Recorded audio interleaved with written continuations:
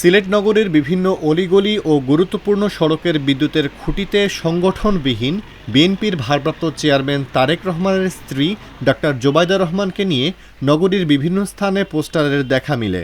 প্রচারণায় হঠাৎ নামবিহীন এই পোস্টারকে নিয়ে নগরী জুড়ে চলছে নানা আলোচনা সমালোচনা।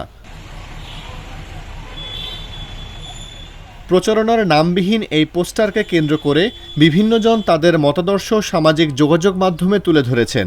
পোস্টারে লেখা আছে, বাংলাদেশের অহংকার, সিলেটবাসীর গর্ব, ডাক্তার জোবাইদা রহমানকে বাংলাদেশের সর্বোচ্চ মর্যাদা ও সম্মানের সংসদীয় আসন সিলেট ১-এর সাংসদ হিসেবে আমরা অবহেলিত বঞ্চিত সিলেটবাসী আমাদের অভিভাবক হিসেবে দেখতে চাই। এদিকে সিলেট মহানগর বিএনপির ভারপ্রাপ্ত সভাপতি রেজাউল হাসান কয়েস লদি জানান, নাম পরিচয়বিহীন যে প্রক্রিয়ার মাধ্যমে জোবাইদা রহমানকে বিএনপি চেয়েছে সেই প্রক্রিয়াটি অস্পষ্ট। জোবাইদা রহমান রাজনীতিত আওয়া অথবা নির্বাচন করাটা চাওয়াটা কোনো অপরাধ নাই। আমি যেটা হইতাম চাইলাম যে প্রক্রিয়ার মধ্য দিয়া যারা চাইছেন এই প্রক্রিয়াটা অস্পষ্ট মনে রাখি।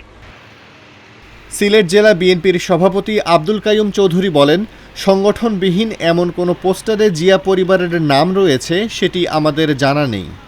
স্বনামধন্য চিকিৎসক, স্বনামধন্য পরিবারের সদস্য, তার সম্পর্কে ইলা দলীয় গুণ সংগঠন ছাড়া ইলা যারা এই করছে এরা নিন্দনীয় কাজ করছে।